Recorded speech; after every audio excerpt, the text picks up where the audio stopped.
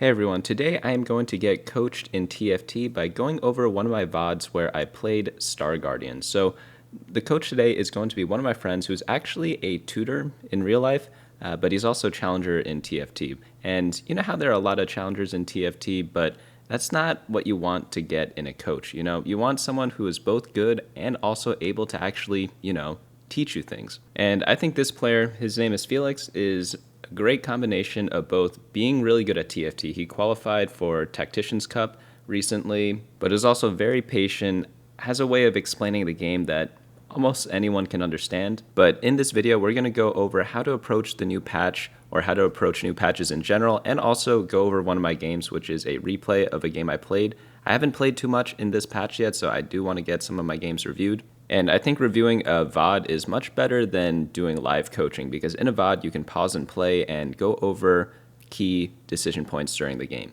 So Felix, how do you approach new patches normally? Because obviously every 2 weeks there's something new. What's the best way to kind of get prepared for it? My main approach to patches is I usually try to go into Explorer and I test as many scenarios as I can, and then I write down a game plan for myself of like what lines look good in the stats, and obviously through trial and error they get optimized by other players, so you check back with the stats. Really at the start it's all about trying new things. Okay, so you don't just go in and play like 10 games on the first day. You kind of take more of a laid back approach. Yeah, I like being informed because I think it's very easy to play suboptimal lines if you don't look into them a little bit more. Okay. And high level TFT is all about playing your best line to the fullest extent. And then I'm thinking for this patch, like 3 cost reroll, we could probably do a game for that if we get it offered to us. So, what else do you think is kind of bonkers on this patch, at least in a first day impression? Double Trouble Zaya Rakan looks insane in the stats. It averages like a 3.4 or something. So if you manage to hit that, I think it's insta click. The Sniper Malphite comp is probably still very strong. It'll be less contested. We lost some power in Malphite's tankiness, but they buff Sivir, so your mid game is going to be a lot more solid. You're going to be able to kill a lot more units, save a lot more HP. 3 cost reroll just looks insane, and I think a lot of people are going to be playing it, so it should be easier to hit your desired 3 cost. Malzahar looks very good with either Rammus or heavyweights. Fusion Dance Darius looks like a monster, and then Viego with artifacts could probably take over a lobby. Well, I guess let's just get right into the game. We'll see what we hit. All right, so this game we have Prismatic Party. So we get 3 prismatic augments for this game, which means we have a lot more resources, right? So how do we kind of change our approach for this? How I like to approach Prismatic Party is usually by angling around 4 cost. Usually you're going to have more econ. It's easier to hit your board and go level 9. Usually the people end up winning this type of lobby are the people who do reach their 5 cost. Reroll lines can still be good if you meet specific conditions. One of my favorites are Prismatic Ticket is very strong because it basically doubles your rolls, slightly less than that, but very consistent. And the Mogul's Mail augment, and you just force Jin. That comp really likes Mogul's Mail, so being guaranteed it is just amazing. The Gamblers is also pretty good on Gnar, but most of the time you'll see me playing 4 cost lines. Okay, yeah, that makes sense. So I guess during stage 1, you want to kind of hold more of the units that gear towards the 4 cost rather than reroll units like Kaisa or things like that. Obviously, like still hold them a little bit, but just prio them a tiny bit less than you normally would. You can hold them if your spot is very good for the comp, but things like the Mentor Mech or the Mech Opener to go into Mentor Mech are usually a lot more consistent and will end up giving you a better placement than trying to reroll. Like I said, a lot of these lobbies are just won by whoever can get to their 5 cost. Okay. So yeah, that should be your priority. Yeah, that makes sense. So we do have a Syndra 2 in this game. That makes win streaking a lot easier. What type of items do you prioritize on the Syndra? I guess let's talk about the augments first. So, I mean, we do have Syndra 2. Yeah, Syndra 2 makes me want to click Star Guardian Crown, but you can just as easily click Buried Treasures here and go into either a different line. But I think you can just keep it very simple here. Click the Star Guardian Crown. Star Guardians got nerfed a little bit or changed, so their power budget is more towards the lower tiers of it than the higher tiers, but it is still a very solid comp when given emblem, so it also gives us rel pair. Okay, and also we decided not to reroll any of the prismatic augments just in case we get something like quality over quantity, because we are in prismatic party. So I guess that's one way that, or another way that it kind of made us change the way we play. Yeah, sometimes here you hit quality over quantity or some other generically good augment you might want to click. So if you already have something you want, and it's a solid direction you can take, I don't recommend rolling your prismatics. The prismatic pool is not amazing right now, especially for combat augments. So keeping your options open is pretty good. Yeah, okay. And this person has a radiant red buff. I think I checked in the stats, teamfight.lol, that it's seen better days, right? I think, or no, sorry, it got Uh, buffed, but it it's got it's buffed, still but it's seen still better days not. in maybe previous sets. But yeah, 4.45 right Yeah. now. I think it was at like a 4.6 earlier, if I remember correctly, because I was looking at Radiant stats the other day in preparation for tourney. But I don't recommend clicking that one. It is very mediocre. It doesn't really make your unit go crazy like something like an Archangel or JG or just anything else that does damage. Yeah, yeah. Okay, so we're scouting around a bit. Doesn't seem like anyone is going Star Guardian this game, so that means we are uncontested. I guess that changes our roll timing or econ strategy for this game. What do you do when you're Yeah, super contested? when you're super contested, you favor more econ augments, so you might do things like double econ. There are some metas where there's a clearly predominant four cost, like last patch it was Rise. You'd have like 4 to 5 Rise players a lobby. So you want enough econ where you can roll either on neutrals or on 4-1, so you can hit before them. Because Okay. if you're stuck without a Rise playing Rise, your board does not do anything.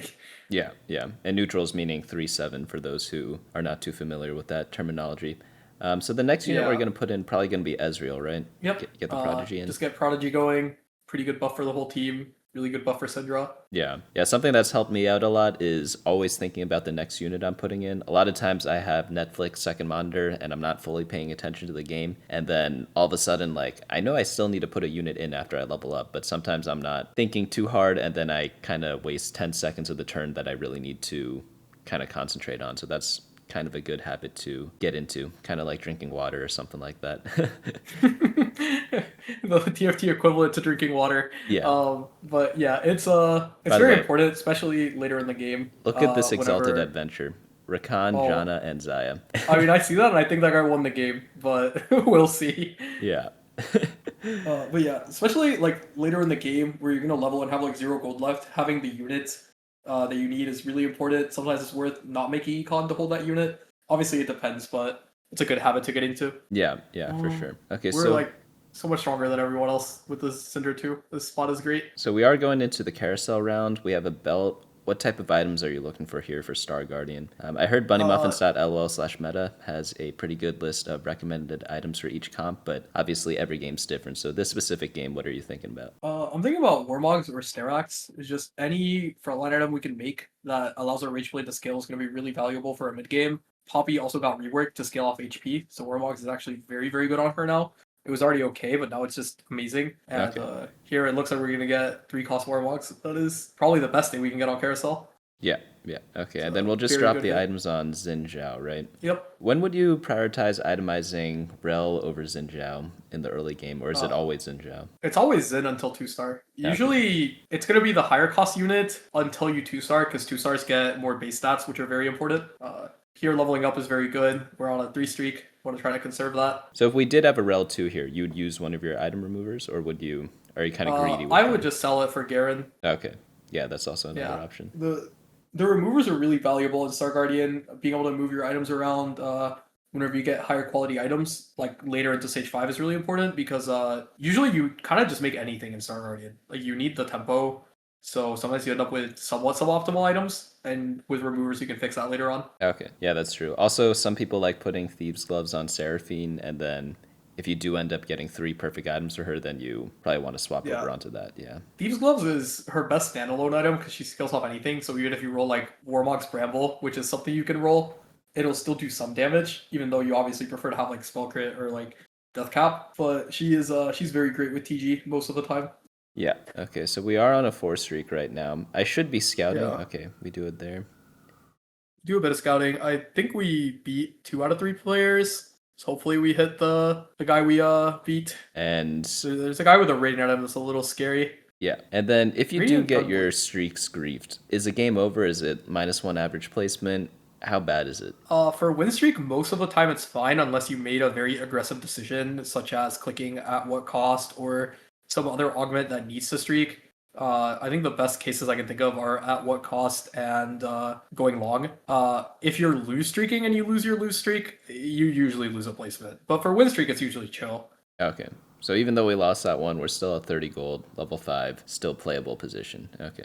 The spot is still very good because you have upgrades, or you have your important upgrade here. So you should win fights in the stage 3, save a good amount of HP. Okay. This position is what I'd be very happy with. All right, so we got a Make chain 40. vest or Negatron and sword. I guess those are a lot of tank items. Are tank items that great in this comp? We already have so many right now because the circlet gave us steadfast Yeah, heart. steadfast. I actually quite like tank items. Playing Kasante over Kabuko tends to be better later in the game because you get the protector buff, which gives all your units 5% damage reduction if they're shielded. And 3 item Kasante, or well, I guess counting the spat, is going to be really strong. So making 2 sets of tank items here is actually very valuable.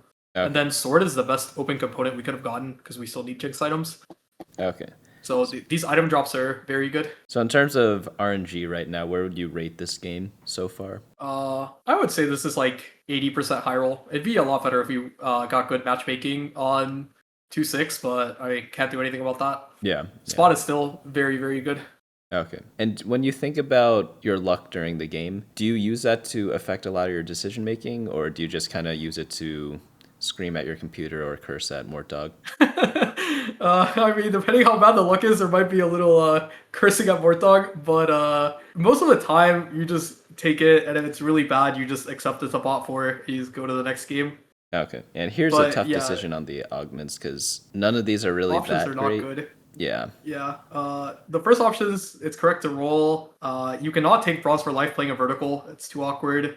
And then Isekai is strategist, which we do not play on our board. So normally cybernetic uplink isn't the best combat augment to take, but we have to. Like you don't have another choice here. If you roll this and you hit something untakeable, your game is over. So it's just correct to make the reasonable decision of like this augment is serviceable. You can play it from here. Yeah. Also with uplink, you can play for the Prismatic Star Guardian a little easier because all your units are casting a lot more. Yeah, for sure. Which can be a win condition. Yeah. So if we had something mediocre or even like a little below average instead of completely untakeable for some of the other options, then we probably would have re-rolled cybernetic uplink, right? But it's the Star Guardians really like combat or item augments, and that's the only reasonable combat augment we saw, so we have to take it. Okay, I see. Yeah, econ, especially if we're uncontested, we just don't really need it, right? Because we should theoretically hit no matter what. Yeah. Well, I won't say no matter what, but board, yeah. The Star Guardian board plays so many low-cost units that most of the time you don't need that much money unless you're contested. Yeah. I think this line is really good uncontested. If you're contested by one person, it's okay. If it's more than one person, you're probably in trouble. Yeah, yeah. So what are other comps you could kind of pivot into with this build? Because let's say you built a Rage Blade early like we did here. So the other potential line this game would have been to click Buried Treasures, make Rage Blade, and try to play into Colossal Udi or Ash. But after scouting, it might not be that great because there's someone with the Crystal Gambit emblem. So they want to play into Ash, so we would be playing contested Ash. But given that guy was not in the game, that is also a very good line. That line really likes items. You could also just play Star Guardian with the items. Star Guardian really, really likes items. Okay, but the Buried Treasures kind of flexes us a little bit, not fully committing us to the Star Guardian. Yeah, I think if we didn't have Syndra 2, I would almost always click Buried Treasures. But Syndra 2 is so strong that it's okay to commit to Star Guardian off it. Yeah. Because you have a good early mid game. Yeah, like we just beat the Ash there, even though Ash is early. I know they're Crystal Gambit, but even then, Ash is... He wants to be strong. Yeah, Ash is Ash. All right, so what we have open sword here, so we could build maybe Giant Slayer. I would just take any item for Jinx. Yeah. Yeah. There's a sword Kasante, which we are never getting, but you can dream. The glove is probably the best thing you can take. IE is Jinx's best damage item, especially after the changes to Kraken Slayer. I think IE is gonna edge it out a little bit more. Yeah, they did change Kraken Slayer. Yeah, this interaction is funny because in the recent patch they prevented Radiant Refactor and Radiant Relics from showing up at the same time, but they forgot about Pandora's items, I guess. So that might be a little oopsie or something like that. I'm not sure if that's intended or not, but yeah, you could still get multiple Radiants in a game, which I actually think it's fun. I don't know why they removed that interaction, but that was their decision. I think it's fun. It's just a little too broken. Yeah, and here we're deciding not to go level 7, even though it only costs us 20 gold because we don't really have a good unit to put in, right? Yeah, like we can level for the Shen, but I feel like we need the econ since we're not planning on clicking an econ augment. And I think after looking around, we're stronger than most people. We kind of need the money. Leveling is a little too expensive. With the priority on having to roll on 4-2 and hit most of your board, I usually only level if I have a streak greater than 4 and it goes to 30, or if I'm above 40 gold. Okay. So losing 1 gold is fine. Losing 3 gold because you wouldn't make 50 next turn anyways is not the greatest. Yeah, yeah, that's true. Speaking of the patch changes from before for Kraken Slayer, so I guess we could talk about both this comp and other comps. I think Colossal here just to get rid of the 3 Bastion buff. But how bad is the item compared to before? Or is it just useful in Uh, different situations? Because normally you pair Rage Blade with a Kraken, but maybe now you might want to do something else. yeah, I think Kraken and Rageblade don't have to be played together anymore. Obviously, they're still very good together, and I would still recommend making them together. But you might be able to get away with like double Kraken Zaya if you somehow don't hit a rod, or you need to commit your rods to Archangels for Recon in that comp. In Ash, you're probably still always making a Rageblade and a Kraken. The item got a lot weaker because one of the strongest things Ash did was scale up to like 100 AD from the Kraken and then proc Edge of Night and like 1v4 at the end of the fight. So Ash is definitely weaker because of these changes. But I think a lot of comps might actually be happier with this version of Kraken Slayer because they want the fight to be a little faster. The burst of attack speed is really valuable. It might be better on Jinx now. Okay, I see. But maybe in the Ash comp a little bit, not Yeah, as. I think the biggest loser has to be Ash. It's pretty tragic for her. Okay. All right. Well, we can get to level 7 here. We're still doing a 4-2 roll down. We'll probably have around, what, like 30 gold here, depending on how much we get from these little wolf Yeah, if we camps. get some money, we should have about 40, Yeah. which is should be enough because we're uncontested. We have strong combat and emblem, so really we only have to find 1-star versions of our units. Okay. One Seraphine and our spot is insane. Yeah, the spot is Yeah, very good. Jinx and Poppy, yeah. I'm going to These pick item up drops are the. pretty good too. Yeah, so Deathblade. I picked up the extra Syndra just in case I want to sell her to save the removers, because we did talk Yeah, that's a about very how good play. important the removers are. Right. Can't quite Yeah, get especially later into to. the game. Yeah, can't quite get to level 8 yet, but we will be there soon. What are you thinking about during when you have like an extra 10 seconds in a turn? Kabuko's better than Shen here. The other thing is, you just think about what you need your board to look like to win fights on stage 4. How I like to think about stage 4 is every fight you lose is a life you lose. A lot of people adopt that mindset going to stage 5 because it's even more true because you take more damage. But winning early stage 4 can be +1 or +2 placements. Being strong on the stage is really important because people are still putting their boards together. So for less gold, you can save more HP, if that makes sense. Yeah, yeah, that does. Oh, this person's playing around with the new Gnasher's Tooth. I kind of like that item. It's pretty interesting, but definitely I really belongs like the in, changes to it. yeah, in high crit builds. All right, so here's an Ooh, Tomb interesting option. Raider. Ooh, looks very good here. Okay. You're so high HP. Yeah. Yeah, so this is And only take Tomb Raider in high HP games, which we are right now. Coronation, would you ever consider that one? Coordination is considerable. The other considerable one is Radiant Refractor. Radiant items are really strong. But I think from here we just want more items and not just focused power. We already have 3-item Jinx. We already have 3-item Poppy. So playing around getting more items for other carries is going to be pretty good. Yeah, yeah. And we also have the cybernetic thing, so we definitely want to Oh, be getting Seraphine's as such a many good items hit. as we can. Yeah. Yeah, great synergy with Cyber Uplink as well. All right, so in the roll down, we get Nico, Cassante, and a random We unit drop our accidentally got put Colossal. in. Yeah. Yeah, lost Colossal as well, but it's okay. Boomer mechanics. The more you play, I haven't really played much this patch or like past couple days, so little rusty on the roll down. I won't lie there. Rollouts are always hard, and this opponent is very strong. Yeah. Thieves' Gloves here is amazing now that we have the Seraphine. Okay. If we did not hit the Seraphine, what would you have taken there? I guess Probably maybe. another tank item for 3-item Cassante, 3-item Poppy. Okay, yeah, that would make sense. Okay, there's Poppy. We are looking for a Jinx, so I think we are going to roll here. Yeah, rolling here is good because you're missing your. I guess you do have 8 Star Guardian, but we have 80 items on Zaya or sorry Syndra. Syndra. Yeah, so 1 Jinx, we're instantly stronger here. Okay, yeah, this is correct. We drop Ari for Syndra to better buff. And then take. Here, our choices aren't amazing. Hyperactive is probably her best damage fruit, but the other ones are untakeable. In this spot, since we're missing Sunder and Shred, we probably are supposed to reroll the fruit for Sky Piercer Okay. because we have all offensive items. But I mean, we're very strong for this turn. The Seraphine makes us so much stronger. So when would you consider using hyperactive versus going for Sky Piercer? Is it only if you slammed an armor pen item earlier that you would consider just Yeah. going to hyperactive and not re-rolling that much? Like what fruits do we absolutely need in this comp, or that we Uh, aggressively need to re-roll for? it's Sky Piercer if you're missing any sort of Shred or Sunder. Okay. If you're missing only one, Sky Piercer is going to be better. If you have Armor Shred, if you don't have Armor Shred, it's probably going to be better to take Sky Piercer. It's kind of just do you have enough items to make Even Shroud or Last Whisper, which we can take here, so it'd be Okay. very good. So Okay. we can keep the Hyperactive Okay. because I believe it's her best damage fruit. She does not have any other good ones. Okay. The other fruit we could roll for is Solar Breath, but Hyperactive is so good, so I don't really want to drop it. Okay. What about Star Sailor? Do people not take that anymore? I don't think Star Sailor is that great.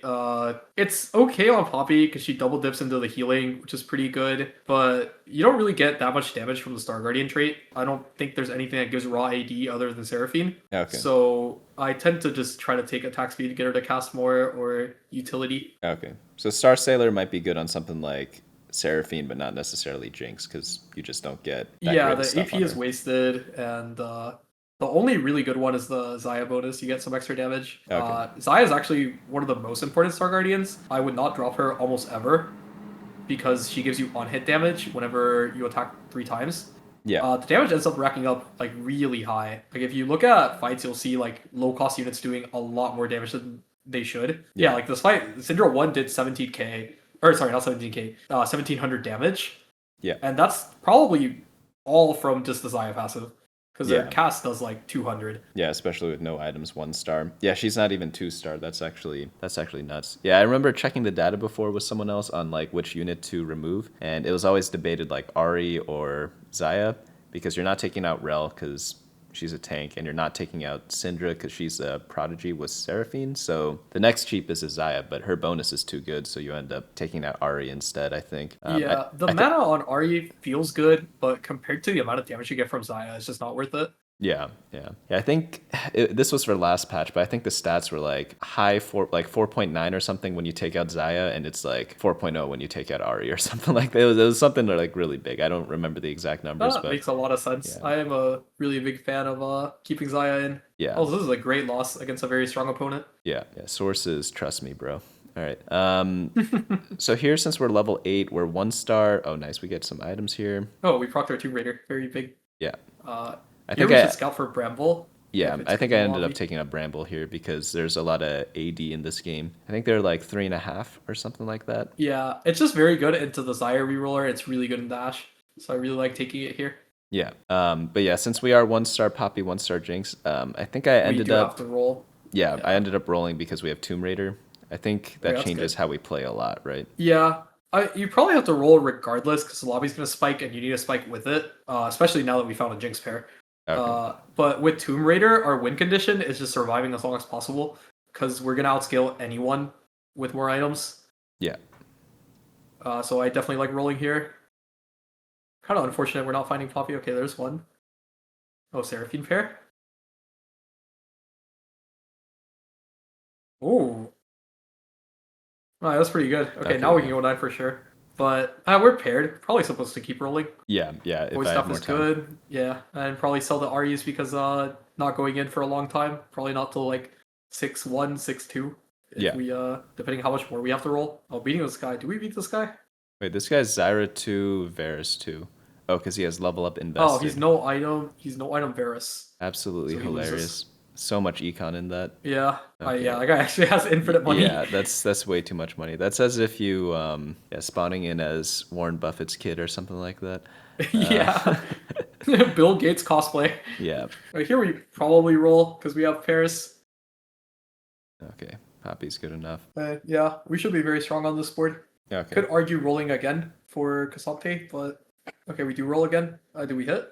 Okay. This game sucks. So this roll was kind of optional, right? It's like you could do it, you could not do it. Probably Yeah. doesn't matter that much at the end of the day. I think it's a good roll because you're gonna make 10 if you win next fight most of the time, which I Okay. think you do. You're very strong. So I like rolling just on the off chance, but we're probably done rolling after this turn Okay. and looking to go level 9.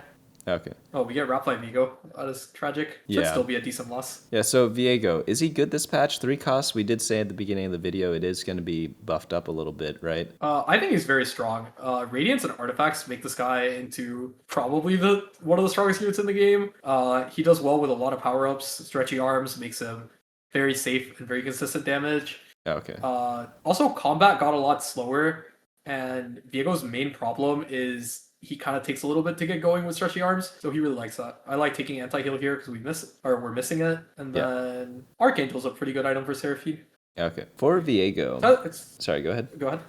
Oh, for Viego, if you don't get stretchy arms, what do you take, or is it absolutely mandatory? I would save all my removers for stretchy arms. It's definitely his best one. Viego loses a lot of DPS by having to walk up to units. Okay. I believe I played a game of it last patch with mittens, which is the only way I would play it without stretchy arms. If you miss, you can take things like Final Boss or Unflinching. The QSS is pretty good for Unflinching. Okay. But outside of that, I would just try to make sure you have stretchy arms. It's way too good. They also did add Tiny but Deadly as one of the augments. If you have that and he runs around really quickly, could you still get You can away probably with it? omit Or it. okay. You might be able to get away with it. Okay. Tiny but deadly in that comp sounds disgusting. It Okay. sounds so good. Yeah, I think who else can use it? Gwen can use the attack speed decently, right? And some, I mean, all of the Soul Fighter Yeah. champs really like it. okay, here we're gonna pick up Shojin. I think I ended up removing the Thieves Glove from Seraphine and then dropping all the AP items on her. I like that. The voice staff is not great on her, so if we do get another AP item, I want to move it. But putting 3 items on units is way too important, so I would just remove her. Okay. We roll tank items, so probably should go on Rel. Okay. And then we do have 2 Reforgers, but I don't think we really need to use it this game. Yeah, our item quality is great. We have everything we want. 2 3 item tanks. We have Shred, Burn, Sunder. Yeah. Very good spot. Okay. And then we're probably somewhat close to the Star Guardian thing. We've been farming, or like at least halfway. Yeah, we did this hit game. pretty early, and we had we obviously have the emblem and the cybernetic uplink thing. So Yeah. Unlucky. I ended up facing this Viego guy twice before it was this Yeah, we ghost, fight but this guy yeah. twice in the stage. Pretty tragic. And his Right. targeting was so good there. The set blocked for him, so he got to Oh, walk okay. up. I didn't even see that. Yeah. Oh, the Edge of Night drop and our Cassante dropped aggro as well. That's unfortunate. Yeah, actually super close fight. Yeah. But Yeah, top good 4, loss. yeah, and another Tomb Raider. The game's This Tomb looks like Raider a works out top as 2 for sure. yeah, they are disgusting when you I mean, when you get there, it's for sure When- insane. yeah, when the augment works, it's good. When you don't die before your augment is strong, it's pretty good. yeah. I like Valkyr. Syrax is also fine. Okay. We can remove her the utility item. Okay, pretty good. And then I'm trying to remember what happened this game, but Or a fruit remover. I think I like that. Yeah. All right. So I normally take Unstoppable, but Body Change Unstoppable, I'm not really sure which one's better. Does it depend on what items you have, what build you have? Sometimes it depends on what items you have, but Unstoppable has been nerfed 3 times, I think, at this point. Wait, 3 times? It's a really Holy annoying cow. fruit to play. It's a really annoying fruit to play against, but now I just don't think it's very good. You should just try to be tankier on your Poppy. Body change is a lot of HP shared. 30% for both units is really big. Okay. And we're also playing 2 scaling carries. Like we have a Rage Blade and a Archangel, so I'd much rather take body change to give time for those to scale up. Okay. But if we had like no scaling items, then maybe I could consider Unstoppable. Unstoppable's main benefit would be, since Viego is likely to be our last opponent, you could argue Unstoppable can slow him down or make him like aggro weirdly and walk around. But I think body change is much more consistent. Okay. So only if you're in a 1v1 scenario versus a melee carry, then you might Yeah, consider. then it is likely better. Okay. Yeah. Okay, that makes sense. I'll try to do that next game because I don't think I did that this game. Alright, the tankiness should be enough this game. Okay. Here I did adaptive and then took the void staff off Seraphine. I don't know I if it's like that this. worth it. Okay, it is. Okay. Seraphine isn't a great Void Staff applier. Void Staff Magic Shred applies after the damage is dealt, so she's kind of not great with it. Zaya's really a really good spreader. She hits 3 total targets with her cast, so I definitely like it there. Okay. And then we should be able to get 2 Seraphine casts per fight because we have so much mana regen from our augment and adaptive. Yeah. Yeah, So it's I as- really like this. Yeah, it's as if she has 5 prodigy right now, essentially, I think. Maybe even Yeah, more pretty mana much. regen. So at least we get another. Oh, by the way, the Zyra Khan guy with the Exalted Adventure actually ended up getting 4th. That's actually so funny. That's wild. I thought he was gonna win the lobby. I'm gonna be honest. Yeah. We did, I believe it was on 3-2 or around that mark. We did see that he had rolled down with ticket and was still stuck on Zaya 1, so that's unfortunate for him. Maybe Oh, he okay. hit late. Oh, we leveled and rolled for Ari. I like this. Be Okay. the strongest we can be. Cassante 2, that's a huge hit. Yeah, Opponent Cassante is. does have Varus too, though. It's kind of scary. Yeah, 2 items. He also has the weird Call to Chaos thing with the extra golem. I never know what to think about that. Is that like a low roll or high roll? I've gotten the tank one, I've gotten the damage one. I'm not really sure what to feel about it. I think the tank one is definitely better than the damage one. Most comps right now have a really good source of damage. Yeah. So War Frontline is always good. But it's definitely on the lower end. Like I don't think it's worth 64 XP. Three Yeah, spirits that's another visage. payoff of Call to Chaos, right? Yeah. Yeah, three. This is the Yeah, illusion I of got three choice. spirit visages. It's I pretty didn't know which funny. one to take. They didn't give me they gave me so many options, This is right? the lucky spirit visage. Trust this one wins the game. Yeah. So I was actually Yeah. thinking about putting an item on Ari to get the Oh, like the the mana cybernetic regen. uplink, yeah, to get more mana Uh, regen, but I I don't know think how you're much guaranteed I to hit the thing from here, though. Don't oh, need okay. to. Yeah, I didn't know how much it Uh, charges per turn because it's well, Normally, I would estimate it to be around 1.2 to 1.5k mana. But we have uplink and we have 9 Star Guardians in, yeah. so you're likely farming around 2,000 mana a turn. Which, if you're farming around two, you have pretty good odds of winning. Oh, we got Raft Yeah. here. Yeah, this guy We did did have like Poppy a on the same side. he did a super fast swap. I don't know if you saw before, but like I was pretty much on the This guy's screen till locked in. point one, yeah, and then Yeah. he just Wait, we won this ninjas fight? me That's crazy. apparently. I don't even know how. Wait, Syndra dropped a nuke. Yeah, That's wild. Syndra. All the Star Guardians do stuff, man. They're Yeah. all very, very broken. So here, what was it? Zaya item. 3 items Yeah, equals three 3 items is items. 3 items. Yeah. It's like one of the great rules of TFT, man. Three Yeah. items is 3 items. 3 items equals 3 items. I mean, especially this set with fruits, where you're playing basically 4 item units. It's especially true. And if you have a radiant, you're playing 5 item units. Like you want to concentrate as much power into your 2 fruited units as you can. Uh, you don't get to play things like Tomb Raider every game and play for 4 carries like we have Yeah. here. Like even this Poppy is doing good damage. The spot is very well played. Okay. Yeah, we almost have items for everyone on the team. It's actually if we took buried treasures, maybe we'd have enough. I don't know how many more components it gives than the We would Star have Guardian 3 items circlet. on one thing. Okay. Yeah. I mean, like, at the start, both options are very clickable, but I really like the Star Guardian whenever you already have a 2 star unit. Yeah. Oh, did he Oh, switch to stretchy arms here? I didn't realize that. Okay. oh, he did. Yeah. That's the most consistent one. This is the easiest way to win. Yeah. Oh, we almost won. That was so close. Yeah. If we're same side with Jinx, we always win. Yeah. But I think we procced a Prismatic here. Oh, nice. Yeah. Yeah, I got kind of lucky this game. Mainly it was just a I Syndra think it 2, was I well think, in the executed. start. Okay. Yeah, the Cinder playing around Rageblade Cinder 2 is a very strong opener. Yeah. Rageblade can be thought of as just a mana item most of the time. It's not really a damage item unless you have direct attack speed scaling, like Ashe does.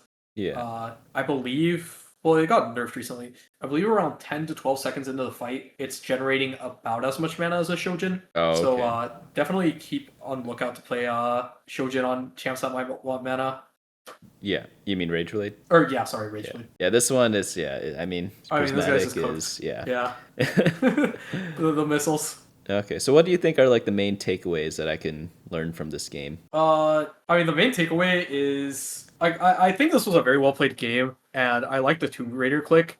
We did have other clicks that were reasonable, but overall, I think it was a very well executed game. Definitely a little bit more scouting, but hard to do. It's good that you caught the thing about the always having your +1 in at the start. Like if we skip that Ezreal, we probably don't force streak. I think there's like a weird positioning you can do into the Nefiri to maybe win on 2-6, I think it was. Yeah. Where if you have your Syndra targeting the Nefiri first, you might win that fight, but it's very close. Overall, I think it was a very well played game. Okay, okay. Yeah, I think I definitely need to scout more. There are a lot of turns where we saw me playing and there's just 10 seconds at the end of every round and I'm just AFK watching Netflix or doing whatever, right? Yeah, Yeah. I need to get in a better habit of doing that. I really Positioning on the right side of Viego. You want to be on the same side as Viego, especially if you have stretchy arms, because you just need to kill the Viego as soon as possible. Okay. We lost a few fights to being wrong side to Viego. Yeah, yeah. Yeah, I got out swapped that one time too. Yeah, that guy was locked in. Actually, to swap with less than a second left. Yeah. But yeah, if you guys want coaching from Felix, go on into bunnymuffins.lol, go to the coaching section, and he does VOD reviews. I think VOD reviews are the best. We did one just now because you could like pause and play. And he also does do live coaching for people who do prefer that. But I think the best package to get is the 2 for 40 VOD reviews, because some games you get a high roll one, like the one I showed here, but some games you get a low roll one, so you could kind of learn what to do in both situations. And from what I hear, the people he has been coaching, they gained like a full tier in 1 week. So obviously they played a little bit after that, but just contact him on Discord, FelixM1, and yeah, he's also playing in a tournament this weekend, so you could feel free to watch him on his Twitch channel. Which one is that called? Or which one is, what's the name of your Twitch channel? Let me link you, because I don't know. Okay, I'll put the link Forgot. down in the description below for all this good stuff. But yeah, thanks so much for coming onto the channel, and I hope to see you all in the next video.